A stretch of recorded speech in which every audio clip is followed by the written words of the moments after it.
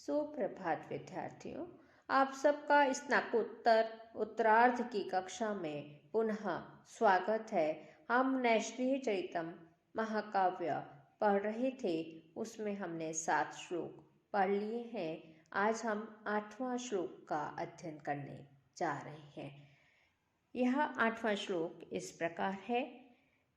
धृताल्पकोपा हसिते सखीनां छाये भास्वन्तं भिप्रायातु श्यामा अथ हंसस्य करान् वाप्तेर्मन्दाक्षलक्षया लगते स्मः पश्चात्। यहाँ पे दमयंती हंस के पीछे जा रही थी और वह हंस के पीछे उसी प्रकार से लग गई जिस प्रकार श्यामा छाया सूर्य के सामने जाने वाले पुरुष के पीछे लगती है। यह बात कही गई है।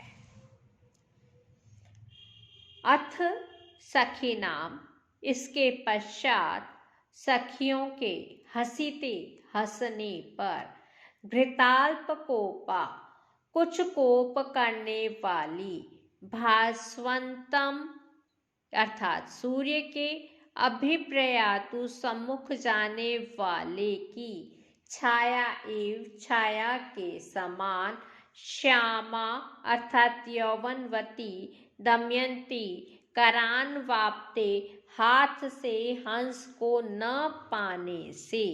एक तो इसमें अर्थ होगा किरणों को न प्राप्त करने से, मंदा लक्ष्या सती लज्जा युक्त होती हुई, मंद दृष्टि वालों को दिखाई पड़ती हुई, हंसस्य हंस पक्षी के अथवा सूर्य के पश्चात पीछे, लगते स्म लग जाती है। मंद दृष्टि वाले व्यक्ति को भास्वर सूर्य तो दिखाई नहीं पड़ता, किंतु छाया उसके दृष्टिगोचर होती है। उसी प्रकार सूर्य के सम्मुख चलने वाले पुरुष की छाया उसके पीछे लग जाती है। उसी प्रकार दमयंती भी हंस के पीछे लग गई। यह भावार्थ है। पुनः इसका अर्थ देखिए। अथ अर्थात इसके पश्चात, श्यामा अथ द्वितीय पंक्ति में अथ पद आया है। अथ यानी अनंतर, इसके पश्चात। सखी नाम हसीते, सखियों के हंसने पर क्या हुआ? घृताल्प कोपा कुछ कोप करने वाली। किसने कोप किया? दमयंती ने किया। भास्वंतम अभिप्रयातु, हंस को हाथ से न पकड़ने के कारण जो लज्जा युक्त थी, और भास्वंतम सूर्य के सम्मुख चलने वाले कैसे पुरुष, छाया एवं श्यामा पुरुष की छाया जैसे उसके पीछे लग जाती है, वैसे ही श्यामा यौवनवती दमयंती उस हंस के हंसस्य पश्चात लगते स्म, उस हंस के पीछे लग गई। हसीति में हस धातु है तो प्रत्यय है, और नी प्रत्यय लगने पर हसीते पद बनता है। भास्वंतम भास धातु मतु प्रत्यय, द्वितीय विभक्ति एक वचन। अभिप्रयातु अभि उपसर्ग प्र उपसर्ग या धातु त्रिच प्रत्यय और उससे उस प्रत्यय हुआ और अभियातु पद बना। अब आगे का हम 9वां श्लोक पढ़ने जा रहे हैं।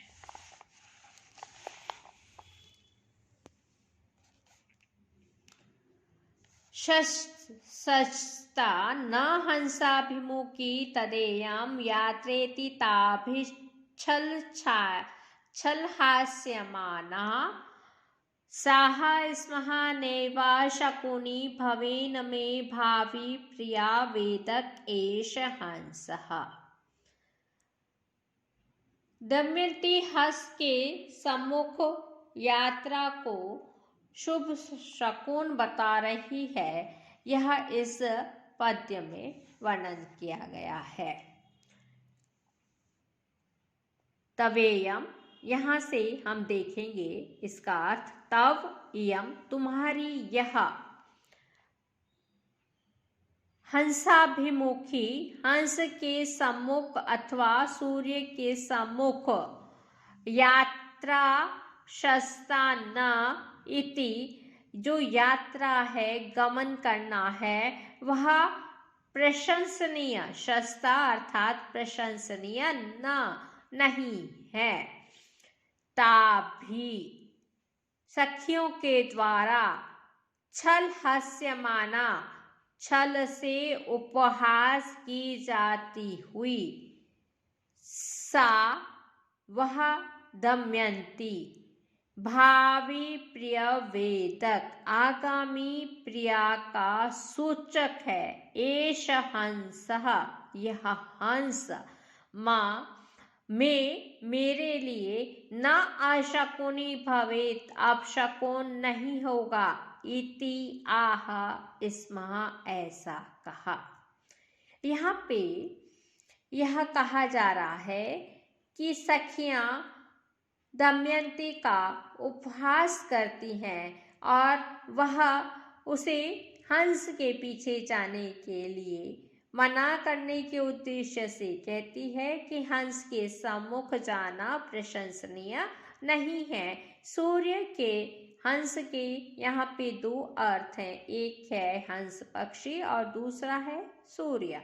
और सूर्य के सम्मुख यात्रा करना शकुन शास्त्र के अनुसार अपशकुन कहलाता है।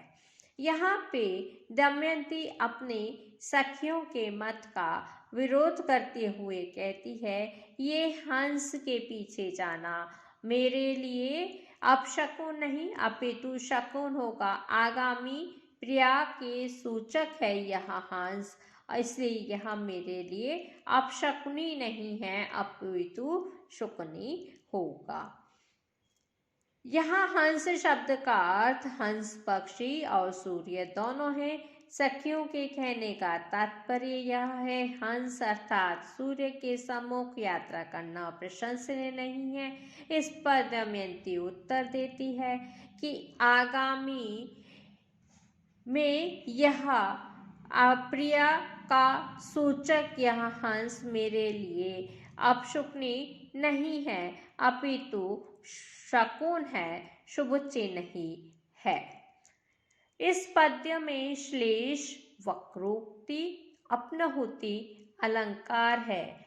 जहाँ प्रकृत का निषेध कर अन्य की स्थापना की जाती है, वहाँ अपनहुति अलंकार है। यहाँ सखियों ने हंस का निषेध कर सूर्य की स्थापना की, अतः अपनहुति अलंकार है। अशकुनी भवेत, अशकुन से श्री प्रत्यय भू धातु लिंग लकार, हस्यमाना में हस धातु है, लट लकार यक हुआ, फिर शानच प्रत्यय और टाप होने पर हस्यमाना पद बना है।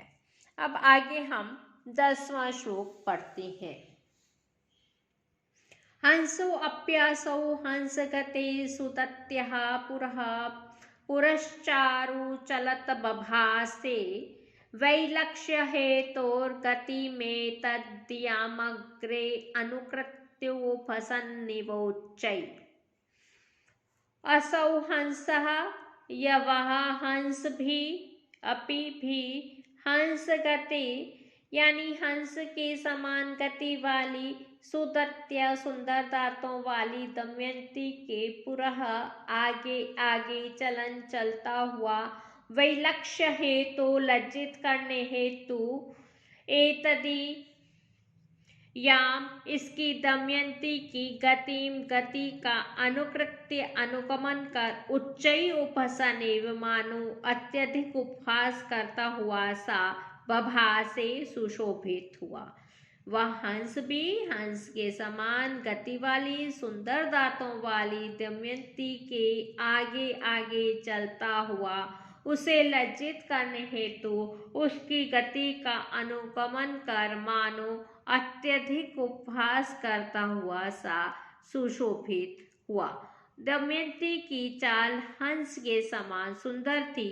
उसी के चाल का अनुसरण करता हुआ हंस मानो उसकी हंसी उड़ा रहा था। यहाँ पर उत्प्रेक्षा तथा उपमा अलंकार है और दोनों की समसृष्टि हुई है। आगे हम 11वां श्लोक पढ़ने जा रहे हैं।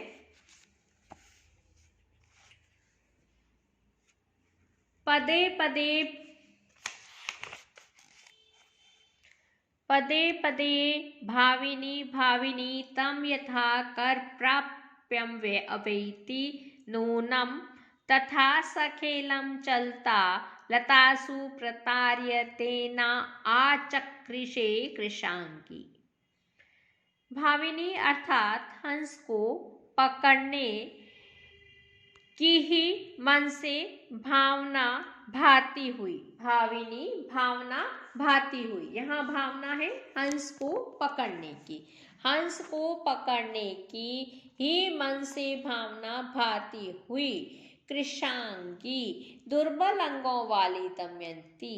भाविनी अर्थात भावी पदे पदे पद पद पर तम यथा तुम उस हंस को जैसे ही कर प्राप्य हाथ से पकड़ने जाने वाला नूनम निश्चित रूप से अवैती अर्थात जानती है तथा वैसे ही सखेलम सखेलम अर्थात क्रीड़ा पूर्वक चलता तेन प्रतार्य चलते हुए उस हंस से प्रतार्य अर्थात वंचना कर लता सो आचकशे उस दमयंती को लताओं में खींच ले गया। हंस से आकृष्ट हुई दमयंती लताओं के पास पहुंच गई है। यह बात इस श्लोक में कही गई है।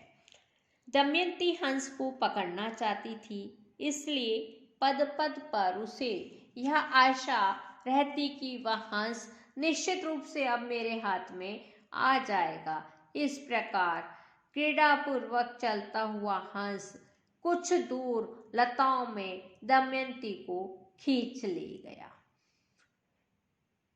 इस पद में भावी भावी तथा लता लता में यमक एवं भाविनी भाविनी एवं कृषे कृषा में अनुप्रास अलंकार है और इन दोनों अलंकारों के कारण यहाँ समसृष्टि अलंकार भी है। आज हम यहीं पर समाप्त करते हैं। कल हम 12वें श्लोक से अध्ययन करेंगे। सर्वे भवन्तु सुखिनः सर्वे सन्तु निरामया सर्वे भद्राणि पश्यन्तु मा कश्चित् दुःखभाग् भवेत्। ओम शांति शांति शांति। धन्यवाद।